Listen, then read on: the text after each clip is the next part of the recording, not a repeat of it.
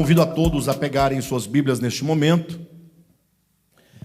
Essa noite eu quero conversar um pouco com os irmãos, muito mais conversar do que pregar, se bem que as duas coisas caminham juntas, né? Mas é preciso conversar mais de perto, conversar mais francamente e chamar a atenção para os dias em que nós estamos vivendo, que são dias de muita dificuldade, dias muito difíceis, e pode ser o caso que nós não estejamos atentos à grande necessidade de despertamento espiritual. Eu sei que é um tempo de muito medo, né? Faz sentido, sim, faz sentido que com uma pandemia dessa natureza, nós fiquemos um pouco receosos, um pouco temerosos, né? Com medo de sair de casa, com medo de trabalhar, com medo de congregar, com medo de visitar os familiares. É certo que isso é natural, esse certo receio, ele é natural. Acontece que esse medo humano, e de certo modo normal, ele não pode ser maior do que a nossa esperança. Ele não pode ser maior do que a nossa fé. O medo não pode fazer prevalecer em nós aquilo que nós negamos, consoante aquilo que nós confessamos, segundo o Evangelho. Ou seja, acima de tudo, acima de qualquer medo, acima de qualquer dúvida, acima de qualquer dificuldade, de qualquer pandemia, está no fato de que nós cremos no Deus vivo. Nós cremos no Deus que ressuscitou a seu Filho dentre os mortos. Nós cremos naquele que esteve morto e tornou a viver. Nós cremos em Jesus Cristo e sabemos que Ele, e somente Ele, é a nossa esperança. E pode haver que haja em nosso coração alguma outra coisa que também seja a nossa esperança, e que às vezes tenta suplantar o lugar de Cristo como a nossa esperança, mas o fato é que lá no nosso íntimo, cada um de nós sabe que a única esperança verdadeira é Jesus Cristo. Não há esperança fora de Jesus. Eu fico imaginando, né, trazendo aqui um episódio recente daquela cantora, todos vocês certamente, eu acredito, se não conhecem suas músicas, já ouviram acerca dela, Marília Mendonça, né? Uma jovem de 26 anos de idade, muito nova, né? Cresceu na igreja, cantando, e aí, num dado momento da sua vida, teve a oportunidade de mostrar o seu talento ao mundo inteiro, né? Às pessoas, fora da igreja também, e que estava com todo um futuro à frente, né? Certamente tomou todas as devidas precauções no que se refere à pandemia, mas, de repente, numa situação totalmente, como eu posso colocar, numa situação em que ela não podia prever e que não esperava, certamente, a vida vem ao fim. Não dá para a gente parar um pouco e pensar, puxa, às vezes eu estou correndo para o lado de cá com medo do que vai acontecer à direita, eu vou para a esquerda e acontece comigo que eu tenho medo lá do outro lado, de uma outra maneira. Não nos leva a pensar que a vida humana, ela é como a própria Escritura diz, é como a erva. Poxa, você está aqui hoje vivo, é pela graça e misericórdia de Deus. Nós estamos vivos. Não porque nós somos melhores do que alguém ou piores do que outros, não porque somos mais espertos, porque sabemos driblar qualquer situação, não, é porque Deus é bom para com você. E não me pergunte por que Deus te dá essa graça e dá a mim essa graça. Não temos como estar dando explicação para todas essas coisas. Cabe a nós simplesmente a cada dia falar, Senhor, muito obrigado porque estou vivo, não é? Mas o obrigado não é nem por estar vivo, mas é porque você tem, estando vivo, uma oportunidade a mais de realizar alguma coisa que você ainda não realizou, de algo que você poderia ter realizado e não realizou, E então aproveitar essa oportunidade para poder crescer um pouco mais, mudar um pouco mais o entendimento, mudar um pouco mais o coração, lógico, à luz da palavra, pelo poder do Espírito de Deus, mas ter a oportunidade de aqui, nesta mera existência passageira, podermos nós efetuar alguma mudança para melhor, não é? Torno a repetir, realizarmos mudança, isso pelo poder do Espírito de Deus. Mas é certo que essas mudanças também passam pela nossa consciência e passam também pela nossa vontade. Haja vista que a Escritura amplamente nos adverte com respeito à nossa posição e disposição frente à salvação de Deus. Nós vamos encontrar o apóstolo Pedro dizendo que nós devemos confirmar a nossa eleição e a nossa vocação. Vamos encontrar o apóstolo Paulo dizendo sobre a necessidade que nós temos de desenvolver a nossa salvação com temor e tremor. O mesmo apóstolo Paulo dizendo que nós precisamos tomar posse da vida eterna. São muitos textos que conclamam a igreja do Senhor Jesus Cristo, que chamam a cada um de nós e que nos incentiva a procedermos positivamente em direção ao Evangelho, fazendo-o valer em nossas vidas. E essa aqui é a nossa oportunidade. E eu quero conversar com os irmãos hoje alguma coisa baseado aqui no capítulo 3 do livro de Efésios. É lógico que é um capítulo muito grande, né? E nós não teríamos como explorá-lo plenamente, ou pelo menos até onde nós podemos explorar, nós não temos condições disso pelo tempo. Mas eu quero pensar algumas questões aqui dentro que são de extrema importância, tá bom? Vamos ler comigo então, são apenas 21 versículos. Eu faço questão de ler todo o capítulo com os irmãos. Em seguida nós vamos pôr em relevo algumas questões. Diz assim, a partir do versículo 1: Por esta causa eu, Paulo, sou o prisioneiro de Cristo Jesus, por amor de vós, gentios, se é que tendes ouvido a respeito da dispensação da graça de Deus, a mim confiada a vós outros, pois segundo uma revelação me foi dado conhecer o mistério, conforme escrevi há pouco resumidamente. Pelo que, quando ledes, podeis compreender o meu discernimento do mistério de Cristo, o qual em outras gerações não foi dado a conhecer aos filhos dos homens, como agora foi revelado aos seus santos apóstolos e profetas no Espírito, a saber que os gentios são co-herdeiros, membros do mesmo corpo e coparticipantes da promessa em Cristo Jesus por amor do Evangelho, do qual fui constituído ministro, conforme o dom da graça de Deus a mim concedida, segundo a força operante do seu poder. A mim, o menor de todos os santos, me foi dada esta graça de pregar aos gentios o evangelho das insondáveis riquezas de Cristo e manifestar qual seja a dispensação do mistério, desde os séculos, oculto em Deus que criou todas as coisas, para que pela igreja a multiforme sabedoria de Deus se torne conhecida agora dos principados e potestades dos lugares celestiais, segundo o eterno propósito que estabeleceu em Cristo Jesus, nosso Senhor, pelo qual temos ousadia e acesso com confiança, mediante a fé nele. Portanto, vos peço que não desfaleçais nas minhas tribulações por vós, pois nisso está a minha glória. Por esta causa me ponho de joelhos diante do Pai, de quem toma o nome toda a família, tanto no céu como sobre a terra, para que, segundo a riqueza de sua glória, vos conceda que sejais fortalecidos com poder, mediante o seu Espírito no homem interior, e assim habite Cristo no vosso coração pela fé, estando vós arraigados e alicerçados em amor, a fim de poderdes compreender com todos os santos qual é a largura e o comprimento e a altura e a profundidade, e conhecer o amor de Cristo, que excede todo o entendimento, para que sejais tomados de toda a plenitude de Deus.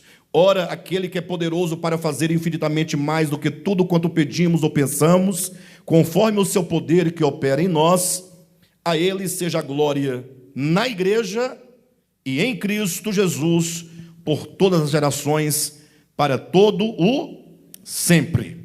Vocês podem repetir comigo, por gentileza, essas palavras? Diga assim: para que pela igreja a multiforme sabedoria de Deus se torne conhecida agora dos principados e potestades nos lugares celestiais. Diga para o seu irmão: para que pela igreja, aleluia, para que pela igreja. Às vezes eu penso que Deus tem algum problema, não sei de que ordem, mas, puxa vida, um Deus tão poderoso, tão grande, tão sábio, tão maravilhoso, resolve fazer um plano extraordinário, que no versículo 11 diz que do eterno propósito que Ele propôs em Cristo Jesus, Deus tem um eterno propósito, e agora Ele decide revelar esse propósito, mostrar esse propósito, cumprir esse propósito e exibir esse propósito por intermédio de nós, da igreja. Você faria isso? Fala a verdade. Olha para a igreja. Lógico que não é somente nós aqui, mas a igreja é muito maior do que todos nós, porque é composta de todos os santos em todos os lugares, de todos os tempos, em todas as denominações, porque o que vale não é o nome da denominação, mas é o estado de graça e o princípio da fé que rege no coração. Mas o fato é que você, olhando para nós aqui, você tem uma amostra do que é a igreja e do que tem sido ela ao longo de todo o tempo. Dê uma olhadinha para a igreja, por gentileza, aí. Por favor, olhe para o seu lado, você vai ver a igreja aí do seu lado. Pode olhar, não tem problema. Os irmãos que estão em casa, procura ter uma ideia, assim. Lembra do Alexandre, do Josué, essas criaturas diferentes, né? Excêntricas, Cadmo, Cadma. Imagine só, o irmão Adriano, a irmã Andréia, você viu? Quem ouviu a gaitada dela agora aqui? É por meio dessas pessoas que vocês estão vendo aqui, que é dito que Deus decidiu revelar, mostrar, exibir ao mundo, ao cosmo, aos mundos, a sua sabedoria, o seu amor. Gente, esse capítulo, ele é extraordinário.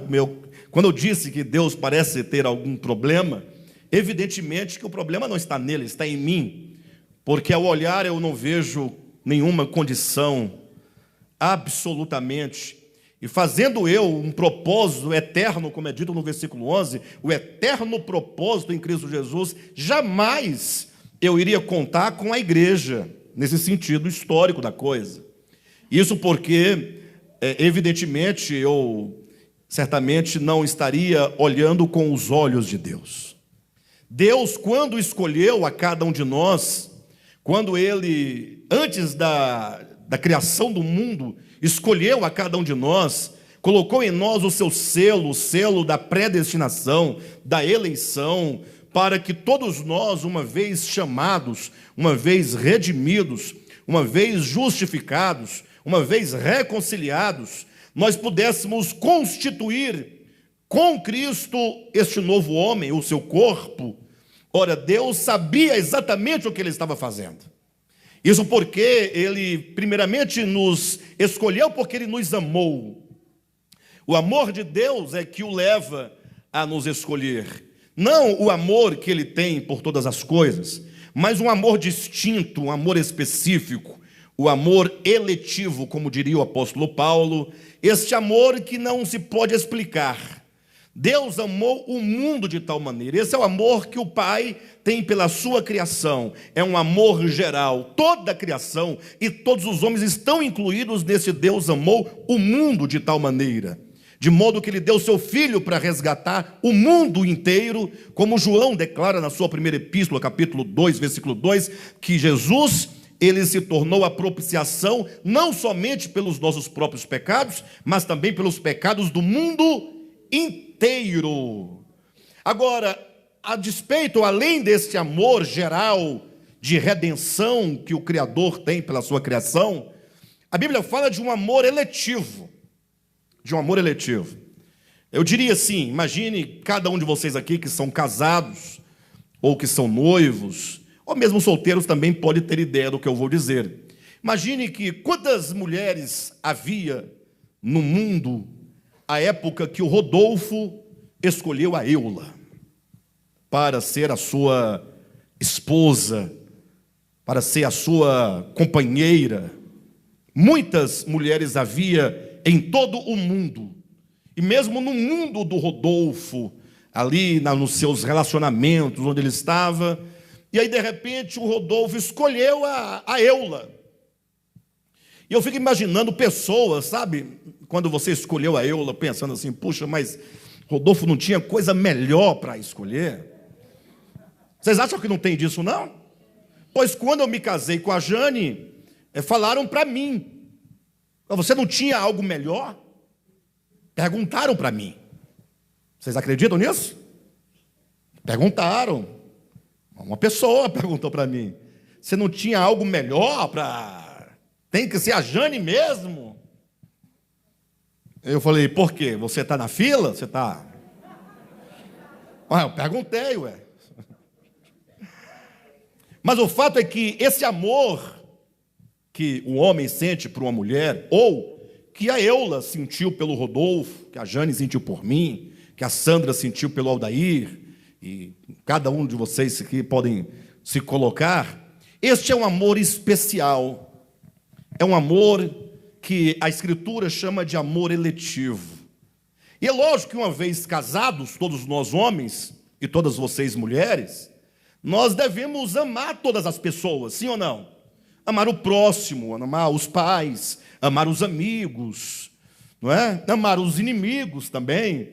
Mas este amor de casamento é um amor especial, porque além de você amar aquela pessoa como um próximo seu, você agora tem um amor de uma extensão tão profunda que traz o outro para se unir a você e se tornar então uma só carne, eu diria ainda uma só alma e um só espírito. Ou seja, para se tornar uma unidade. Esse casamento humano, que Paulo vai dizer que é um símbolo do grande e eterno casamento de Cristo com a sua igreja. Ou seja, quando Deus nos elegeu, Ele escolheu a todos nós, não somente para sermos salvos, mas para nós nos unirmos a Cristo, enquanto a sua noiva hoje e a sua esposa no futuro. Ou seja, Ele escolheu a igreja. A igreja é alvo do amor eletivo de Deus. A igreja não é uma invenção humana, embora nós estamos vendo num tempo em que muitas pessoas acreditam que a igreja seja uma invenção humana. Até porque a igreja, do ponto de vista histórico, me parece que ela fez por onde fazer com que as pessoas pensem dessa maneira. A igreja errou muito, a igreja histórica, eu digo, ao longo de toda a sua história, desde os primórdios da história da igreja e, sobretudo, também nos nossos dias. Muitas pessoas desistiram de igreja. Muitas pessoas desacreditaram na possibilidade de haver uma comunidade de pessoas que se reúnem na base do nome de Jesus, de pessoas que estão ali dispostas a crescerem em graça, em vida, em conhecimento, em unidade, em harmonia, de modo então que muitos desistiram. Hoje em dia há um movimento crescente e caminhando a passos largos, com apoio, inclusive, de líderes religiosos de renome, que me parecem também frustrados com a ideia de igreja, e que agora propagam, relativizando a igreja do Senhor Jesus, a tal ponto de considerarem que a igreja seja um mal para as nossas vidas. E eu diria que faz um certo sentido esse pensamento, quando você imagina que muitos, para não dizer a grande maioria das comunidades, elas não se reúnem como igreja, se reúnem como negócios, se reúnem como empresas, CNPJ, porque os interesses são diversos. E talvez aqueles que se reúnem com uma boa vontade, com a fé em Jesus e querendo de fato algum crescimento espiritual, mas falta-lhes muito do entendimento do Evangelho, de modo que aquilo que eles apresentam como Evangelho, ao invés de contribuir, acaba machucando as pessoas, acaba dilacerando a comunidade, acaba afastando os irmãos uns dos outros. Mas o fato que, a despeito de qualquer coisa que o homem faça, e que o homem seja capaz de realizar para destruir aquilo que Deus designou em propósito eterno, o fato é que eu posso me assegurar naquelas palavras que aquilo que Deus uniu, não separe o homem, aplicando a igreja. Ou seja, aquilo que Deus decidiu, aquilo que Deus realizou e está realizando e realizará, aquilo que Deus propôs enquanto um projeto chamado eterno propósito de Deus em Cristo Jesus, isso vai acontecer, isso vai se cumprir, a despeito de qualquer tentativa humana, de qualquer fraqueza humana, de qualquer dificuldade humana. Esse capítulo 3 de Efésios, ele fala, se eu pudesse resumi-lo, eu resumiria numa palavra, eu diria que a palavra que traduz o pensamento desse capítulo 3 seria a palavra revelação. Vocês podem observar que o apóstolo Paulo começa dizendo da revelação que ele teve acerca do mistério de Deus. Depois ele ora a Deus para que agora a igreja do Senhor pudesse ter a compreensão desse mistério, ou seja, para que a igreja também tivesse a revelação. E ele disse que será por meio da igreja que a sabedoria de Deus, que o amor de Deus, que a graça de Deus, que o poder de Deus também serão revelados aos mundos, aos anjos, aos principados e às potestades. Então, o cerne desse capítulo, nós poderíamos dividi-lo em várias partes, e em todas as partes iríamos encontrar a ideia de revelação, revelação, revelação, revelação, seja negativamente, seja negando, dizendo que em tempos passados, como diz aqui o apóstolo Paulo vai dizer, que em outrora, nenhum dos homens, nem os anjos, eles tinham ideia, nem mesmo ideia desse supremo propósito de Deus. Que havia um mistério que estava oculto dos séculos e das gerações, e que homem algum podia ter o discernimento. Aqui é pela negativa, estou falando de revelação, ou seja, faltava-lhes a revelação. E agora Deus revela esse mistério ao apóstolo Paulo. E agora ele diz que não somente a ele, mas também aos apóstolos e profetas foi revelado esse mistério. E que agora esse mistério é revelado à igreja. E agora a igreja, cumprindo e vivendo esse mistério, ela será o objeto da revelação, ou melhor, será o meio da revelação, da sabedoria de Deus, do poder de Deus, né, para todo o universo. Então, onde você for, você vai encontrar a ideia de revelação. E esse é o ponto que eu quero conversar com os irmãos.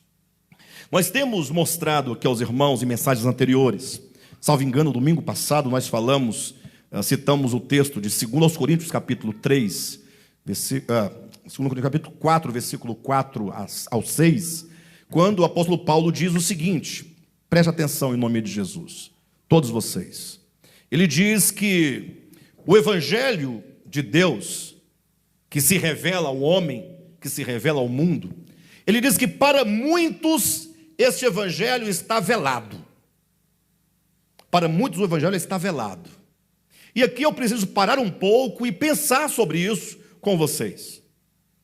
Ora, como assim? Será que essas palavras só eram verdadeiras no tempo de Paulo? Ou será que podemos dizer nos dias de hoje que o evangelho de Deus para muitos está velado? Porque alguém poderia dizer, puxa, mas com tanta pregação do evangelho, o tanto que se fala, o tanto que se ouve, tantas pessoas pregando, tantos meios de comunicação, agora com acesso à internet abundantemente. A grande questão que eu levanto é que, quando ele diz de evangelho encoberto, não necessariamente ele está dizendo que alguém não tenha ouvido o evangelho e que não tenha compreendido intelectualmente quais são as partes do Evangelho, os atributos do Evangelho, aquilo que o Evangelho, como ele se apresenta e o que ele é.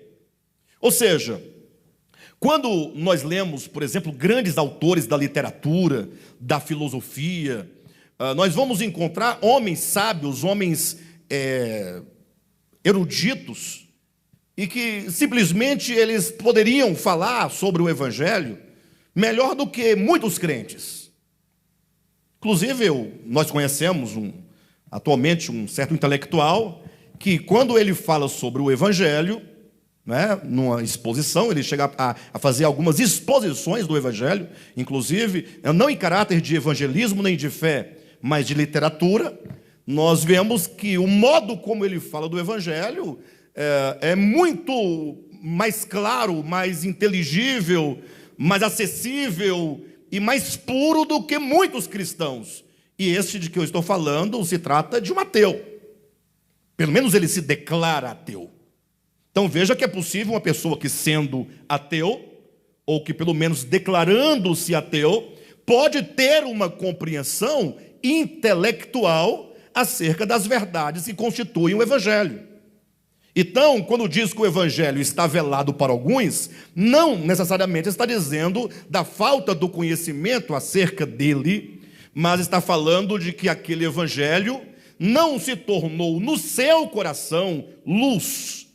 Ou seja, falta-lhes revelação. Tem-se o conhecimento do Evangelho, mas não se tem a revelação do Evangelho.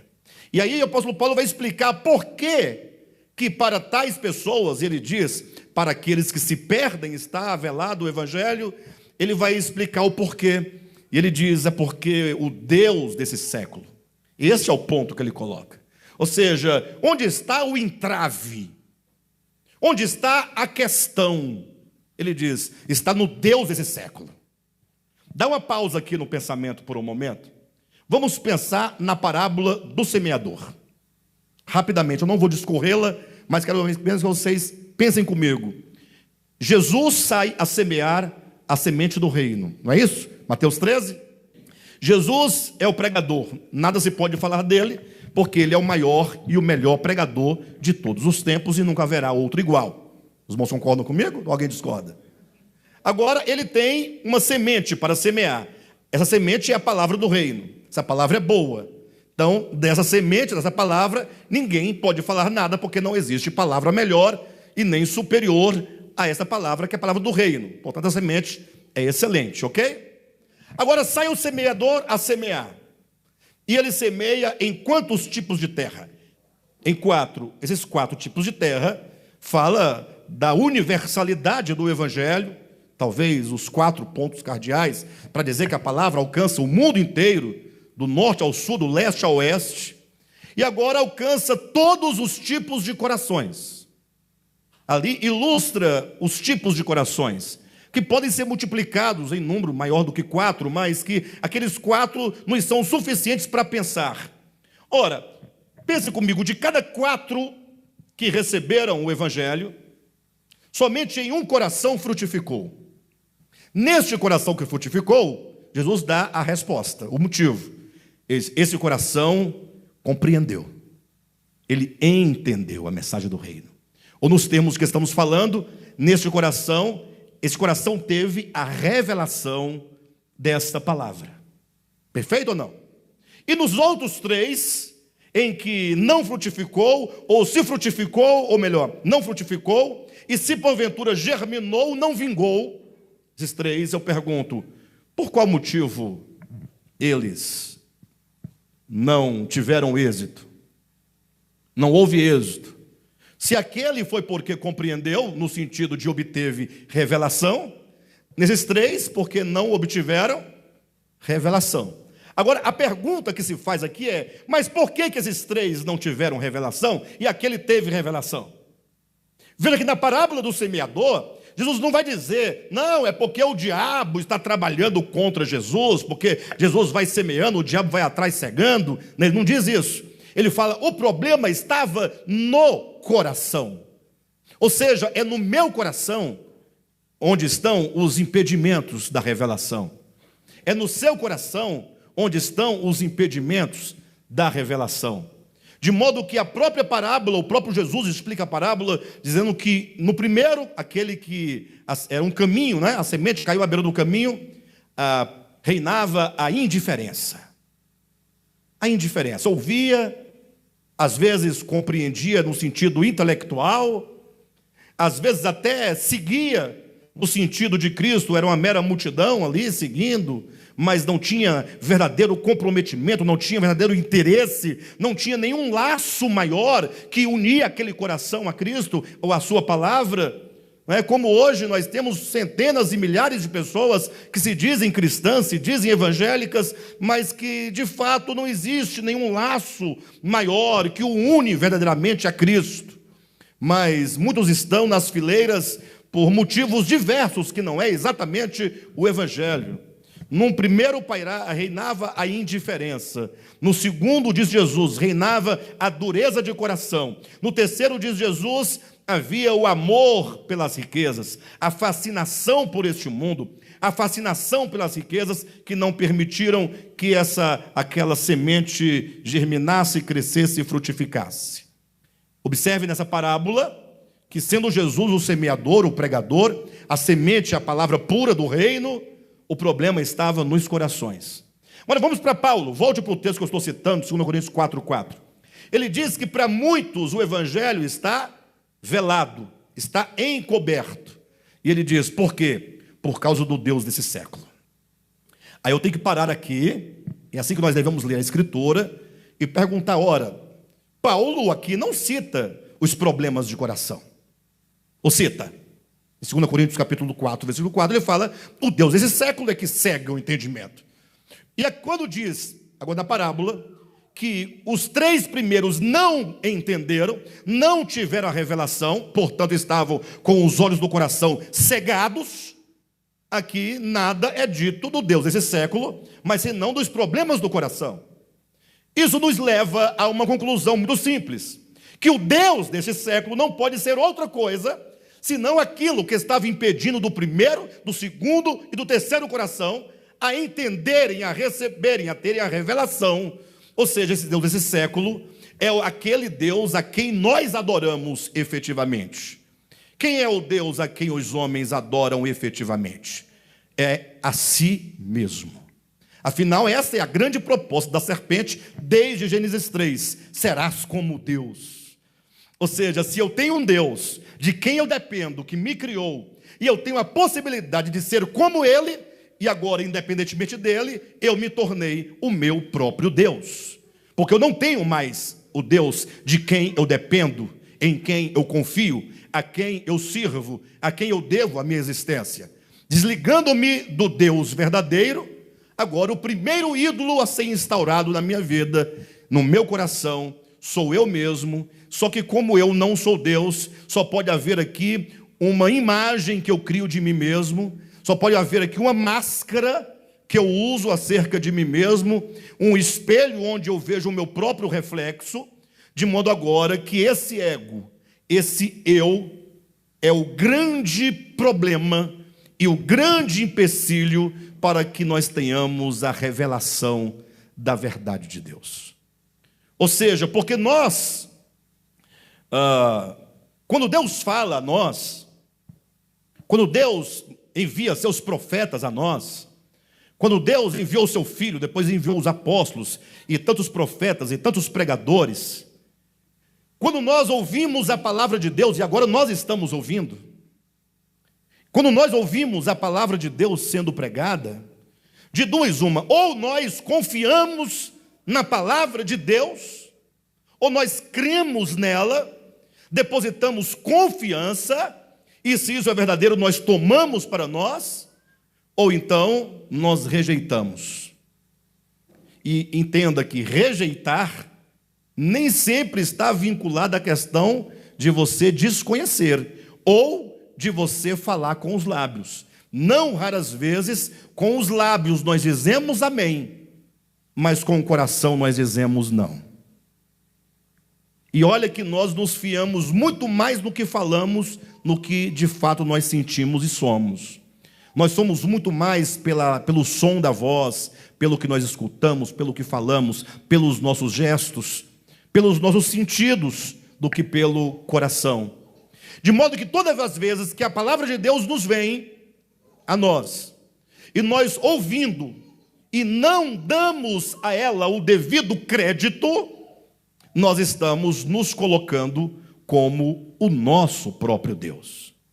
Porque colocar-se como o próprio Deus, entenda uma coisa, não significa você negar verbalmente. Porque quando vem um ateu e diz, eu não creio em Deus, fica muito claro, muito evidente. Sim ou não? Está dizendo, poxa, se ele quer ele, está dizendo que não crê, que não quer, que não conhece, que não reconhece, etc., quem vai dizer o contrário?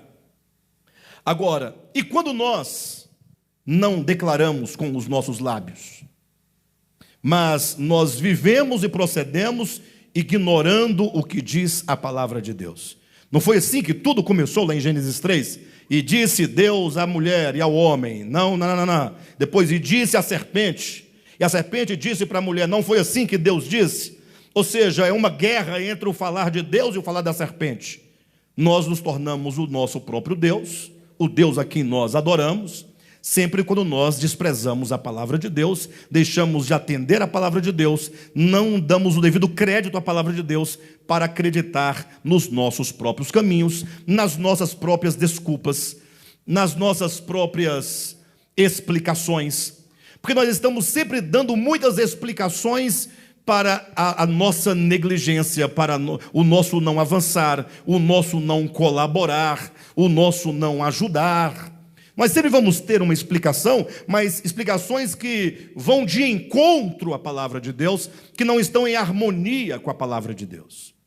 De modo então que quando Paulo diz que o Deus desse século é ele que cega o entendimento, para que não resplandeça, a ideia de revelação, não resplandeça naquele coração a glória de Deus, que é o seu próprio Filho, que é o Cristo de Deus, então nós sabemos que o grande impedimento aqui é o tal do Deus desse século. Mas se porventura alguém fala, não, mas eu não posso concordar que o Deus desse século seja o ego. Aí você acha que quem é o Deus deste século? Deste século. E dos séculos anteriores? Quem era? Se não for o ego. Perfeito? Ou seja, o ego é o Deus presente em todos os tempos. É aquele que, então, nos distancia e nos impede de tocar. Porque alguém pode falar assim, não, pastor, mas e se for o diabo o que cega o entendimento? Sempre pensei que o Deus desse século fosse o diabo. Aí ficaria muito bacana. Nós ficaríamos bastante confortáveis. Por quê? Porque imagine que todos nós estamos na situação que nós estamos porque estamos cegados. Porque estamos cegados. Os olhos estão tapados. E que responsabilidade eu tenho? Nenhuma. De quem é a culpa? Só dele? Só dele? Não. Se quem cega o entendimento é ele, é o diabo, qual é a responsabilidade que eu tenho? Nenhuma, eu sou vítima de um processo. Então, de quem é a responsabilidade principal? E quem é que compartilha da responsabilidade com ele? É Deus, que na luta contra o diabo não está conseguindo impedir que o diabo faça o que Deus não quer que ele faça, mas ele está fazendo. Ou seja, eu falo, pessoal, a briga não é nossa. A briga é entre Deus e Satanás. Aí nós vamos ficar imaginando um Deus impotente, que fica tentando lutar com o diabo para impedi-lo de que ele nos segue, mas ele está cegando. Aí alguém diria, pastor, mas tratando-se do ego não é a mesma coisa? Deus também não estaria nessa guerra, estaria também impotente? Não, porque quando Deus criou o homem, ele deu a você e deu a mim a faculdade da liberdade de escolher qual caminho você vai seguir. Será que aquele filho pródigo, ou antes de ser pródigo, quando ele sai de casa, diz, pai, eu quero a minha vida para que eu viva a minha vida sem a tua vida, mas é a minha vida sozinho, por minha conta, será que ele não estava cego? Sim ou não? E o pai, sabendo disso, o pai permitiu que ele fosse. Não vemos ali nenhuma tentativa do pai de mudar a mente do filho, de mudar, não, simplesmente diz que o pai repartiu os haveres e lhes entregou tanto para o filho que se tornou pródigo, quanto para o filho que ficou. Basta olhar no texto, que Deus lhes entregou os haveres aos dois filhos. Mas a grande questão é que a Bíblia fala em outro lugar também acerca dessa tal cegueira que nos impede de avançarmos e seguirmos verdadeiramente como discípulos de Cristo. É a profecia de Apocalipse capítulo 3, salvo engano, versículo 14 em diante, quando então ali trata-se da última das 7 igrejas, a igreja de Tiatira, apontando profeticamente para o nosso tempo, diz que ali havia uma igreja, essa igreja dos dias finais da história, seria uma igreja miserável, pobre, cega e nua.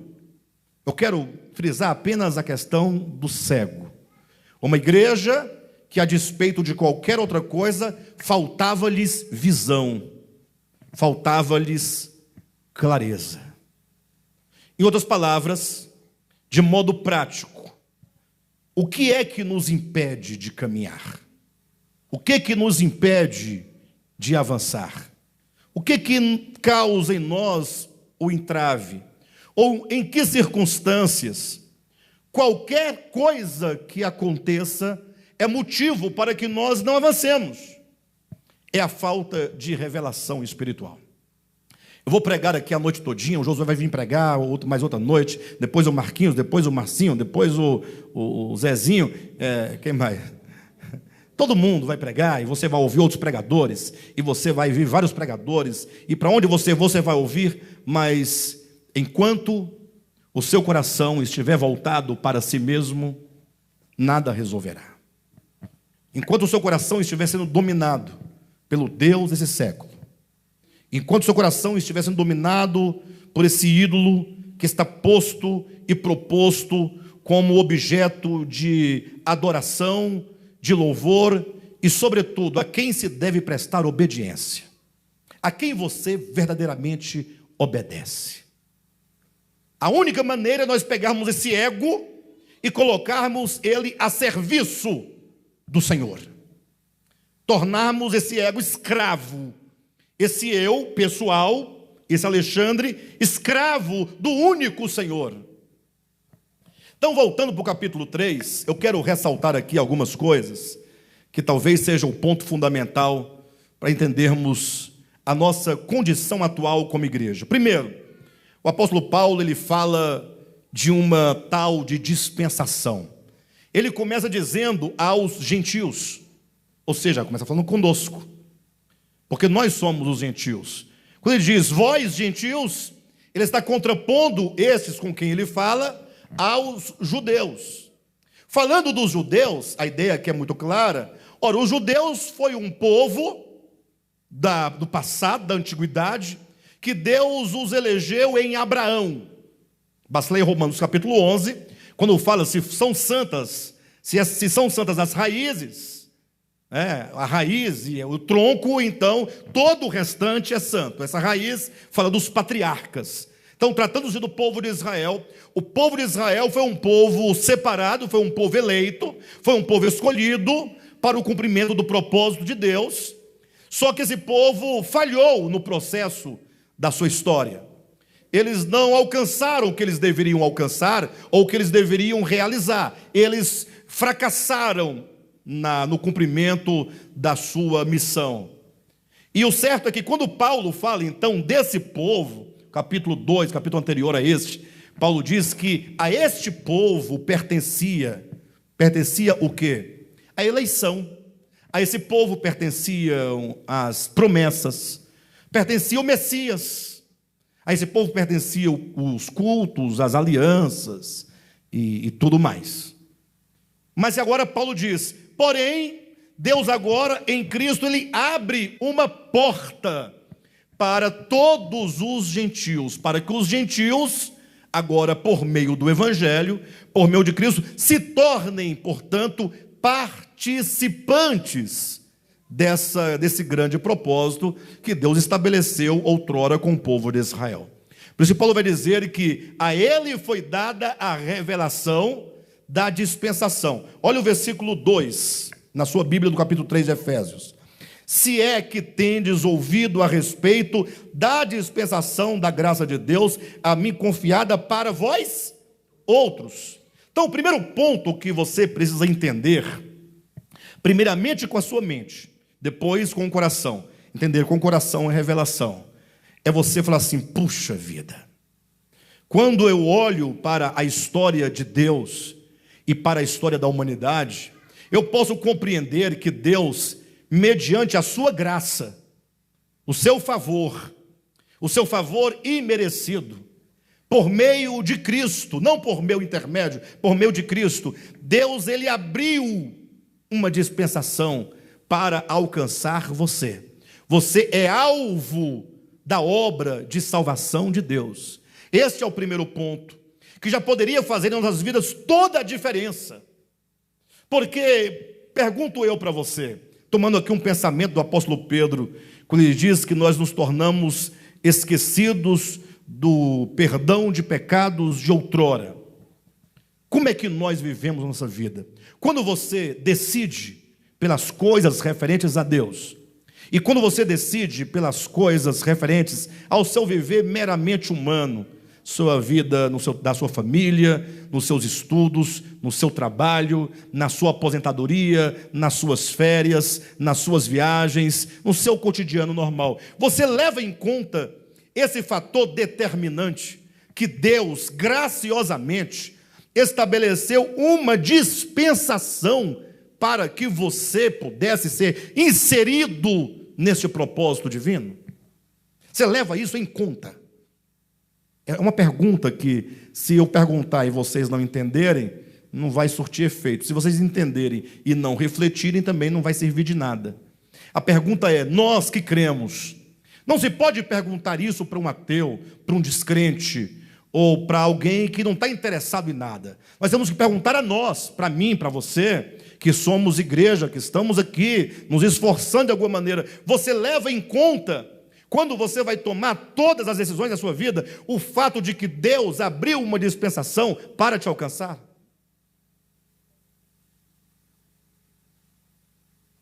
Os irmãos não precisam responder em voz alta.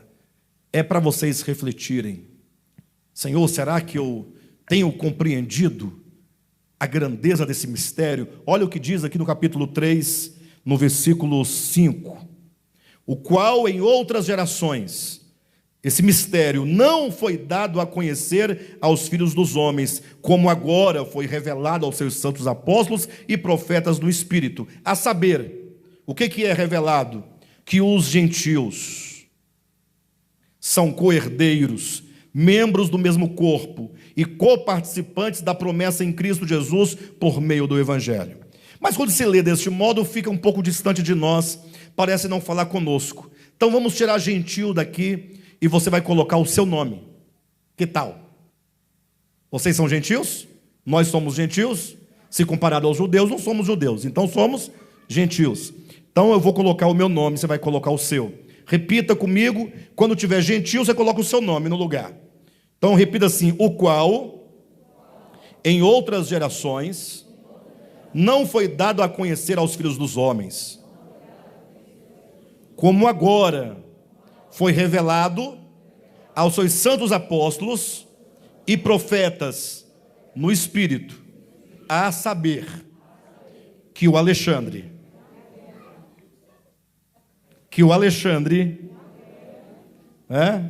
ou a saber que o Alexandre é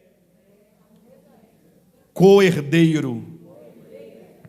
Maravilha. Co-herdeiro.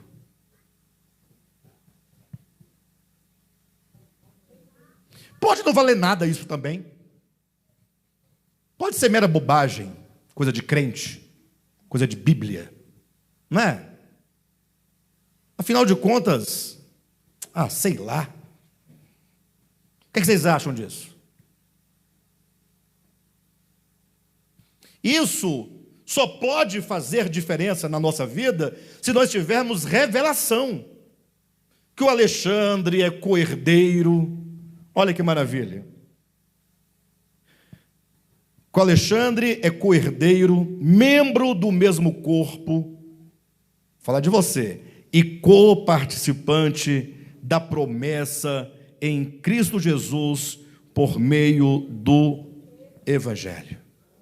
Agora, esses herdeiros e co-herdeiros e co-participantes, todos eles vão formar, enquanto manifestação desse mistério, a igreja.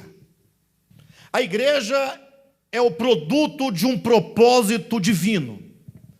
Deus foi quem teve a ideia de reunir, congregar pessoas. E o primeiro ato de congregar e de reunir não é exatamente um lugar físico. Mas quando Paulo diz cento e tantas vezes nas suas epístolas que em Cristo nós somos vencedores, em Cristo nós somos abençoados com toda sorte de bênçãos espirituais, ele vai dizer essa expressão em Cristo, em Cristo, em Cristo, em Cristo, centenas de vezes.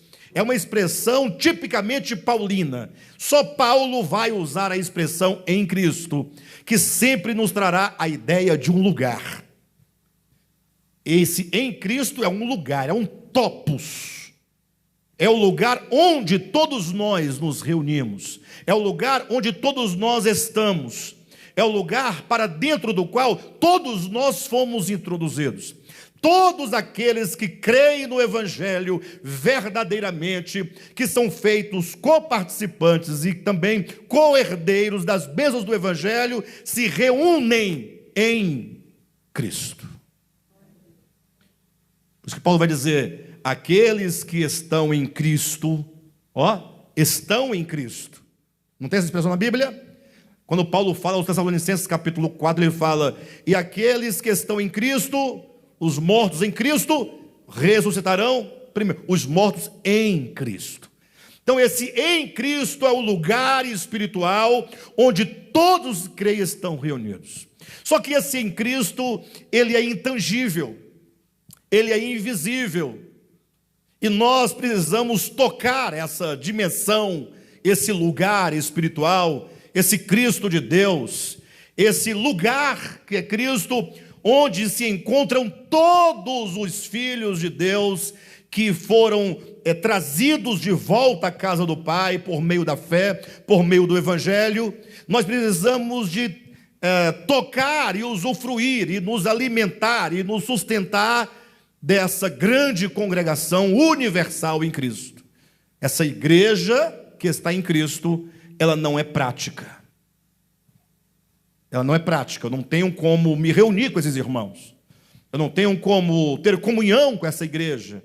É apenas um lugar espiritual, do qual eu não tenho acesso diretamente, a não ser pela fé e pelo Espírito.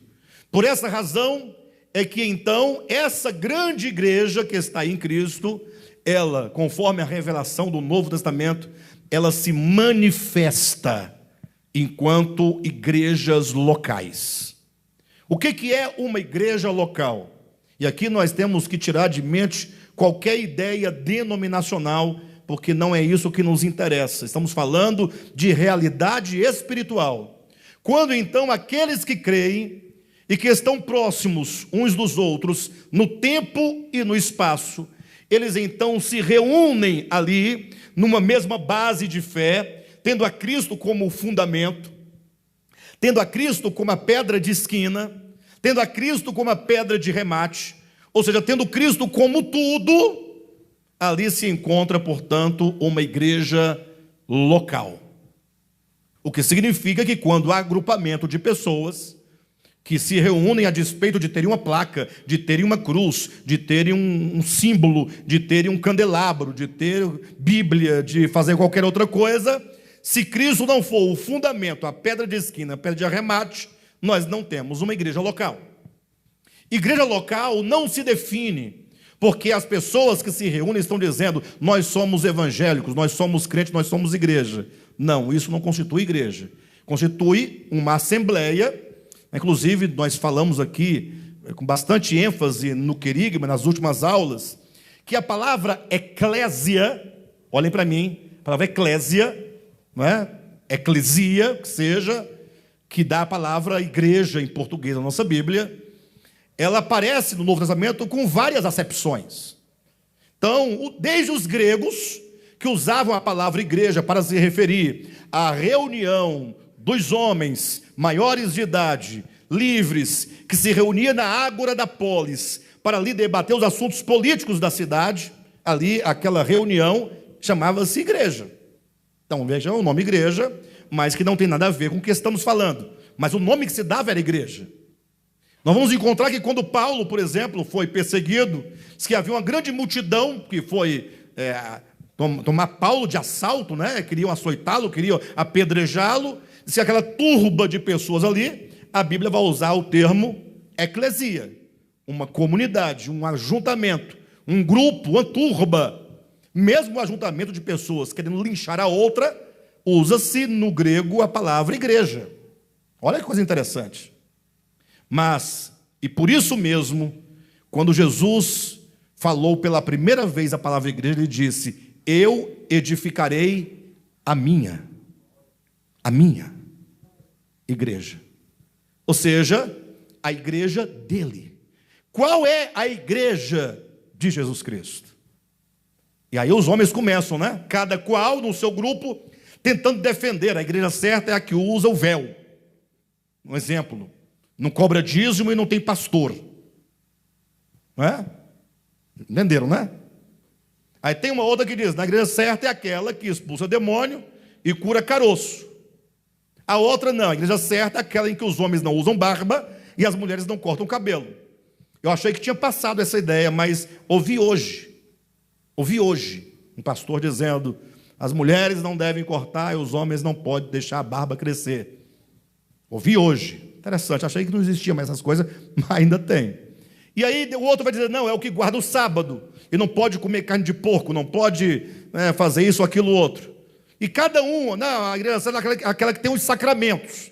Cada uma vai ter um conjunto de doutrinas, ou que seja, de dogmas, para que esses dogmas identifiquem qual é a igreja verdadeira. E eu digo que a igreja verdadeira não é nenhuma dessas, absolutamente, e não pode ser.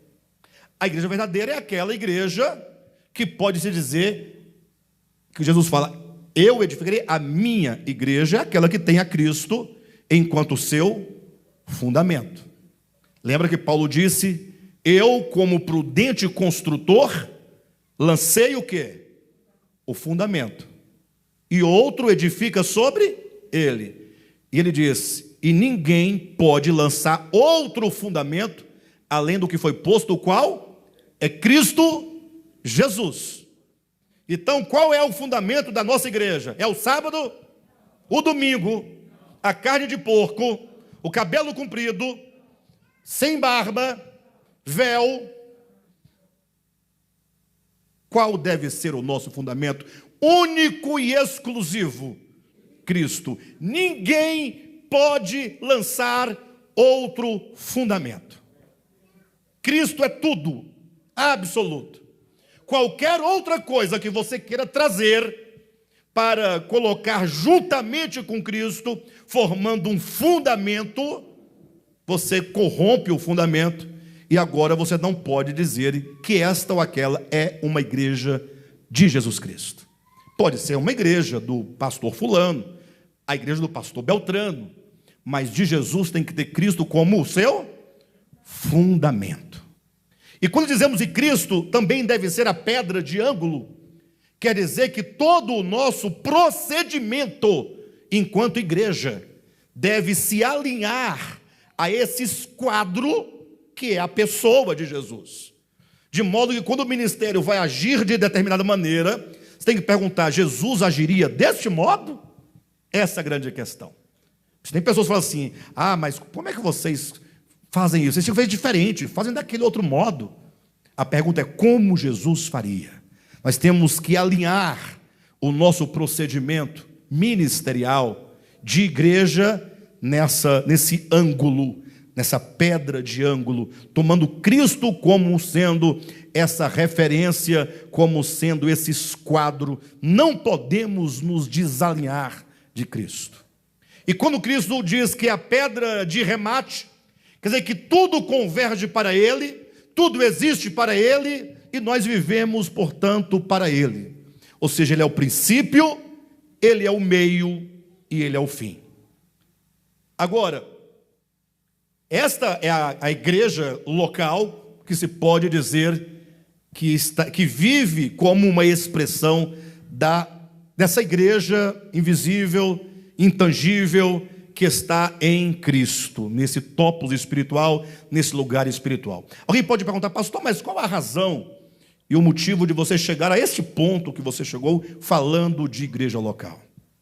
É exatamente o que Paulo vai declarar aqui no capítulo 3. Pensem comigo essa frase. Se vocês ganharem essa frase essa noite, já terão ganho tudo o que eu gostaria de dizer. Vamos pensar em Deus o Eterno. Esse Deus o Eterno, conforme diz Paulo, é o Deus que habita em luz inacessível. Então imagine só o desespero humano agora, porque nós temos aqui dentro de nós o espírito humano, portanto, nós somos inclinados por um fator espiritual, interno, orgânico, que nos inclina a buscar a Deus. Não é isso que Paulo diz? Que todos os homens foram criados para buscar a Deus? Então os homens buscam a Deus, nem que seja para dizer, busquei, não encontrei, não creio, mas buscou. Então o fato agora é que os homens agora nessa busca desse Deus invisível, que habita em luz inacessível, em lugar que homem algum jamais viu, nem é capaz de ver. Pense comigo, esse Deus não precisa de uma expressão? Sim ou não? Para que nós possamos tocá-lo, experimentá-lo. Aí então vem agora o Cristo de Deus, e Ele se faz homem, e Ele se torna, no meio dos homens, uma expressão do próprio Deus. O verbo se fez carne, e olha a expressão, e habitou entre nós. Esse Cristo é o Cristo que traz esse Deus para o meio da humanidade, para o meio dos homens. Cristo se torna a expressão do Deus invisível. Agora, esse Cristo, que é a expressão do Pai, ele não permanece para sempre aqui na terra. Ele vive 33 anos, morre, ressuscita e vai embora. Mas antes de ele ir embora, ele diz, olha, eu vou deixar aqui na terra a minha igreja, o meu corpo. Ou seja, agora a igreja de Cristo enquanto o corpo de Cristo, pensem na metáfora, se Cristo é o cabeça, a igreja é o seu corpo, Cristo está nos céus, onde está o seu corpo? Na terra. Ou seja, esse Cristo quer agora se expressar. Nós não nos expressamos, não é por meio do corpo, não. Ele quer se expressar por meio da sua igreja. A igreja é a expressão de Cristo, que é a expressão do Pai. Olha que coisa maravilhosa, queridos. Só que essa igreja, que é o corpo de Cristo e, portanto, expressão de Cristo, ela também tem um problema, porque ela existe ao longo de todo o tempo, em todo o espaço. O que ela se torna de algum modo impraticável, porque ela se torna uma igreja atemporal.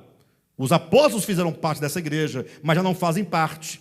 Os que estão na China, na Índia, no Japão, nos Estados Unidos, na França, também estão todos espalhados. Como podemos ver a expressão dessa igreja, que é a expressão do corpo de Cristo? Nas igrejas locais.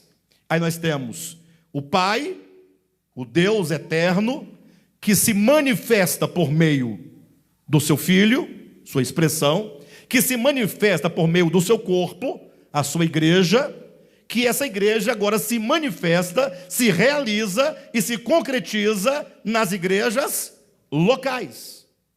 Ou seja, se você tomar toda essa corrente, o Pai que se manifesta no Filho, que se manifesta no seu corpo, que se manifesta na igreja local, a igreja local se tornou aqui o lugar praticável, onde nós podemos experimentar podemos tocar toda a riqueza que vem descendo do Pai, pelo Filho, pelo seu corpo, até chegar em nós. Se essas riquezas, todo esse pecúlio divino da história de Deus, do seu Filho, dos apóstolos, chegarem até uma igreja local, chegarem até nós, por exemplo, se todos nós entendermos, puxa vida, peraí, então igreja local é algo muito mais sério do que se imaginava. Igreja local não é simplesmente ajuntamento, não é simplesmente vir, sentar na cadeira, ouvir uma mensagem, ouvir uma música, trazer um dinheirinho, ir embora, consciência tranquila, posso viver a semana. Não. Igreja local é um ajuntamento onde toda a riqueza de Deus em Cristo, do seu corpo, se torna agora acessível a nós pela fé. Querem ver o texto? Efésios capítulo 3, versículo 19. Vamos ler aqui o versículo 14 em diante. Por esta causa, me ponho de joelhos diante do Pai, de quem toma o nome toda a família, tanto no céu como sobre a terra, para que, segundo a riqueza de sua glória, vos conceda que sejais fortalecidos com poder, mediante o seu Espírito no homem interior, e assim habite Cristo no vosso coração pela fé, estando vós arraigados, alicerçados em amor, a fim de poderdes compreender com todos os santos qual é a largura, o comprimento, a altura e a profundidade, e conhecer o amor de Cristo, que excede todo entendimento, para que sejais tomados de toda a plenitude de Deus. Eu sei que nós devemos entender essa toda a plenitude de Deus no sentido de toda a plenitude que Deus nos confere enquanto criaturas. Ninguém pode abarcar a plenitude plena de Deus, porque Ele é infinito, Ele é eterno. Mas Deus reservou para nós uma medida daquilo que de Deus se pode receber, se pode conhecer, se pode tocar. E essa medida não está em algo externo a nós, senão que o próprio homem criado por Deus, tendo ele um espírito humano, o espírito humano é o vaso, é o lugar onde se pode conter essa toda a plenitude de Deus. Então, experimentar essa plenitude de Deus é experimentar toda a sua riqueza, tudo aquilo que Ele é, que se manifesta por meio do Cristo, que se manifesta pelo seu corpo, que agora se atualiza e é experimentável na igreja local. Então, a igreja local é algo muito melhor, muito maior, muito superior ao simples entendimento de um mero ajuntamento de pessoas que cantam alguns hinos, ouvem uma palavra e levam um dinheirinho e fica tranquilo durante a semana.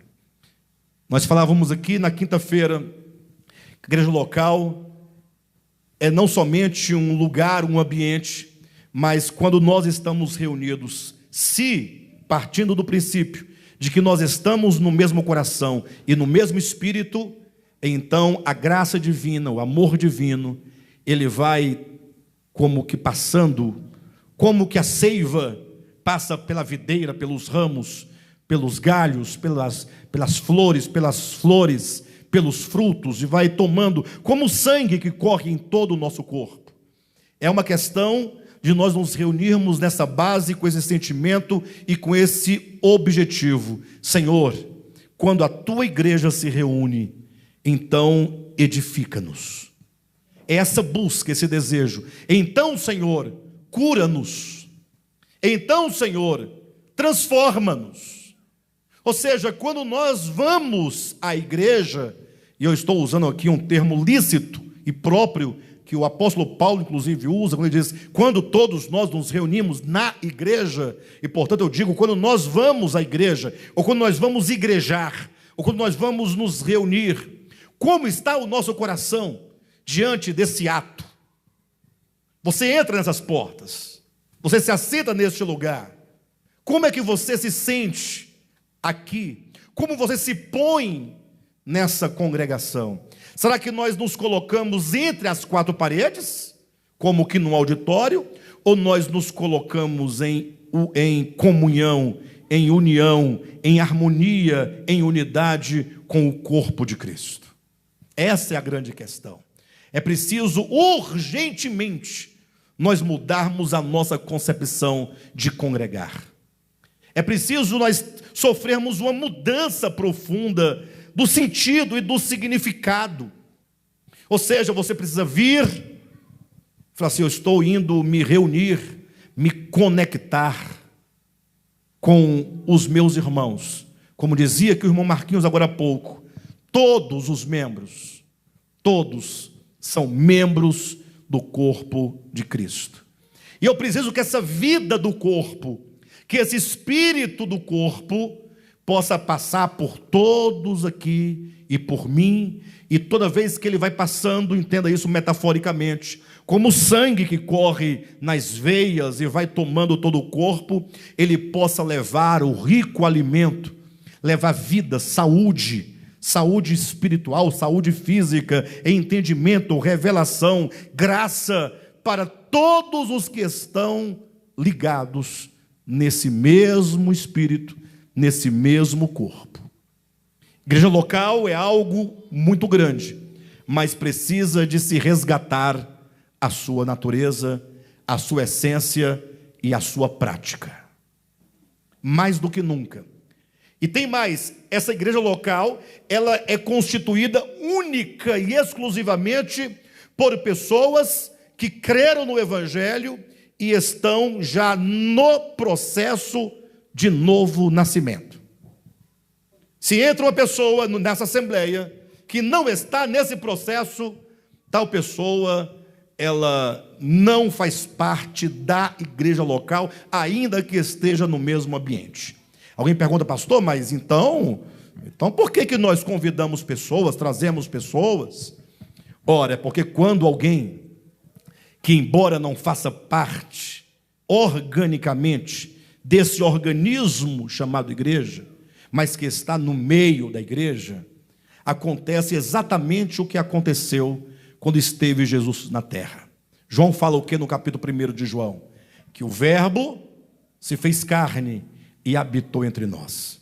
Ou seja, havia pelo menos um homem cheio de Deus, pleno de Deus, totalmente amalgamado com Deus, em unidade com Deus, habitação de Deus, andando entre os homens. Pelo menos um, chamava-se Jesus de Nazaré.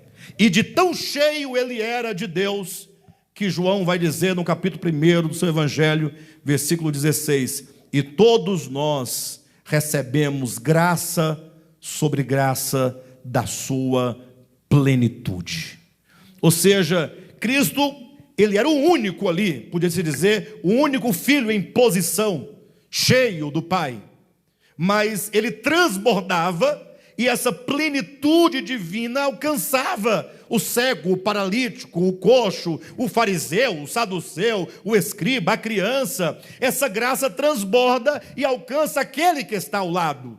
Agora imaginem só, a igreja reunida, sendo essa igreja a expressão do corpo de Cristo, que é a expressão de Cristo, que é a expressão do Pai. Essa igreja local se reunindo, sendo o lugar espiritual em que essa riqueza, esse pecúlio divino agora se torna acessível, em que ele se atualiza.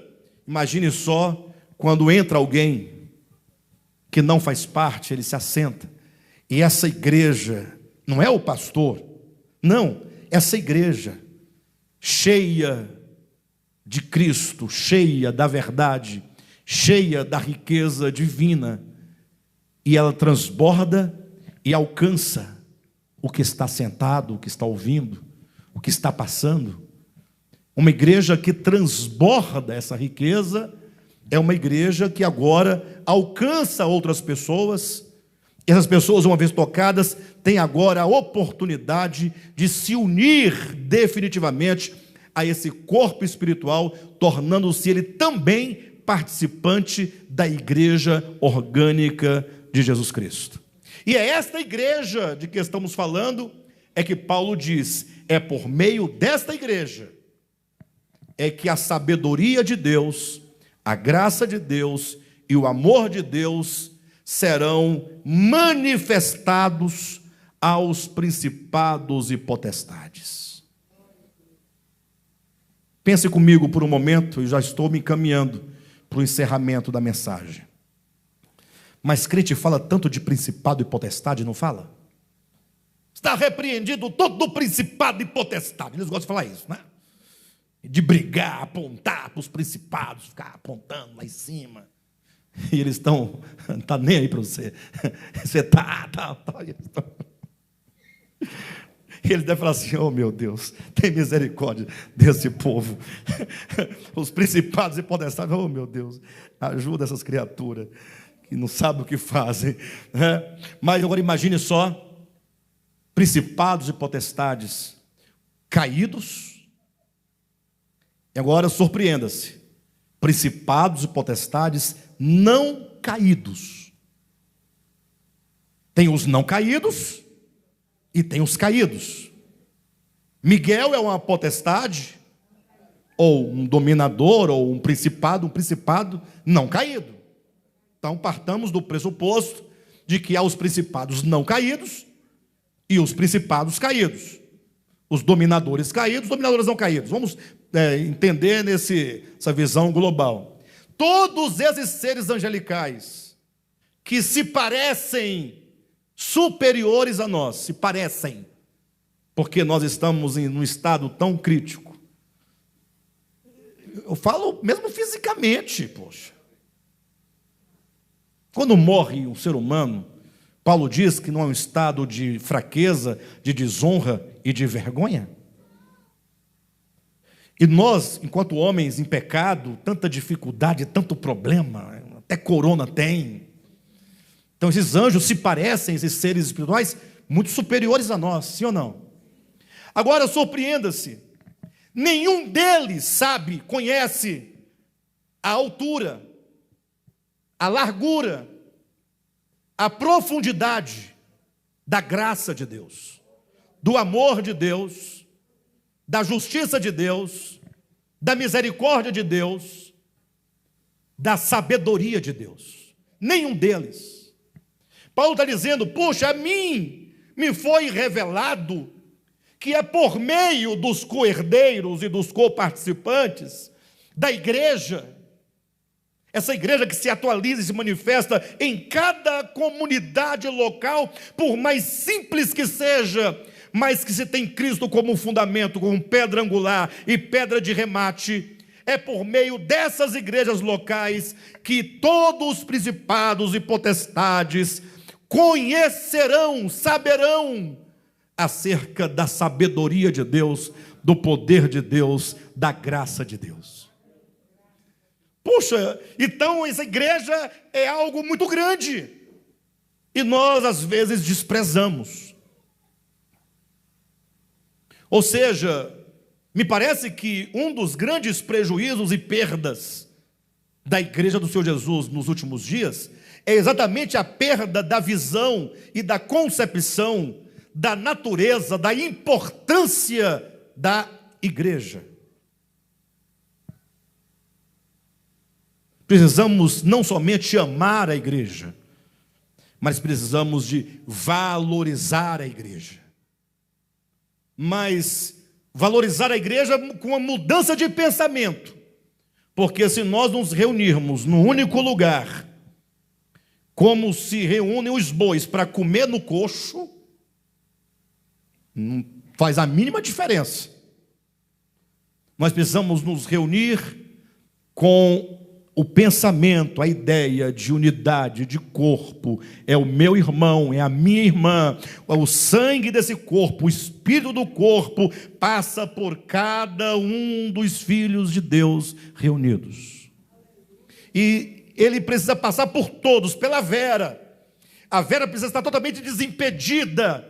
Quando a Vera passa a semana inteira ali totalmente com o coração cheio de preocupação, de tudo o que não é Cristo, o que não é a verdade, são até coisas lícitas e práticas.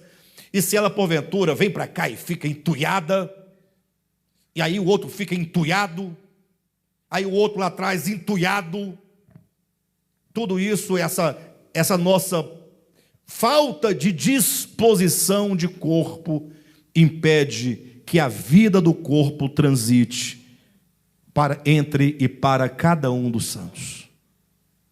Então saiba, Pedro, você tem uma grande responsabilidade sobre a saúde do corpo dessa igreja. Entendeu?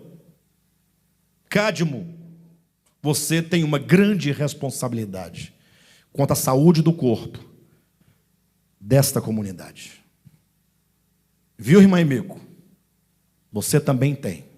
Paulo, Joelma, Marcelo, Igor. Está ouvindo, Igor? Você tem grande responsabilidade. Não é só tocar. Tocar é uma bênção, faz parte. Mas se tocar com um coração de amor e de unidade, a guitarra se torna um instrumento de bênção para comunicar bênção. Tudo que se faz, que se fala, um aperto de mão, um abraço. Eu sei que nós não estamos na época de abraçar ainda, mas só em você fazer um coraçãozinho assim, ó, já. Hã? Sabiam não? Vocês conseguem ver o coração não? Vocês não têm a revelação? É porque assim tem que ser com as duas mãos, foi mais rápido, né? Eu não sei quem foi que eu ouvi fazendo isso e achei interessante e não esqueci. Hã? Eu não sei quem é, eu vi alguém fazendo assim, eu achei interessante, eu falei, ó, olha para o irmão, faz assim, ó, pronto, já sabe, um abraço. Tudo, precisamos resgatar a vida prática da igreja. Precisamos de resgatar, queridos, essa comunidade. É nosso desafio. Ou nós faremos isso, ou então nós estamos falidos. Eu sei que todos os procedimentos são importantes, mas entenda que comunhão não se prende, não se resume, e não é imprescindível dos procedimentos e dos ritos. Na verdade, rito não tem absolutamente nada a ver com comunidade, com o corpo de Cristo, nada. Essa organização que a gente faz, abre o culto, vai, canta 3 hinos, vai, sobe, desce, depois vai, desce, faz de novo. Isso aí é uma necessidade que eu não sei até onde que é válido. Porque quando nós reduzimos a igreja a ideia de cheguei, sentei, abri o culto, cantou os hinos, deu aviso, pregou a palavra, orou, foi embora. Se você reduz a isso, não tem igreja. Isso só é possível e é próprio se não suplantar o essencial. Aí vamos fazer, não tem problema nenhum, não é? Aí, porque por muito tempo a gente ficou pensando, não pode colocar luzes aqui, porque tal, não pode. Estão sempre preocupados com o quê? Com essas coisas, né? Não pode, aí não pode colocar, não pode, tem igreja, não pode ter bateria, não pode ter contrabaixo, aí não pode ter guitarra, porque tal. Aí a gente fica com esse negocinho de pode, não pode. Você esquece que tudo isso, na verdade, pode e não pode. Ou seja, são coisas relativas. Não é porque aqui não tem luz, ou luzes, ou que tivesse que mudaria alguma coisa. Agora, se faltar essa unidade, corações contritos, pessoas desejosas de fazer valer a sua presença como membro do corpo de Cristo, como uma junta de auxílio para a igreja, se isso faltar, aí acabou tudo. Aí não tem igreja, acabou tudo. Na questão de púlpito, de plataforma, nada disso, tudo isso é bobagem. Até a roupa que você escolhe, você escolhe a melhor roupa para vir que tem, né? Digamos, essa aqui é a minha melhor roupa, eu vou usar a roupa do culto, a roupa da missa. Isso também é bobagem. Se o irmão tiver de sandália havaiana, de bermuda, né? Desde composto, né?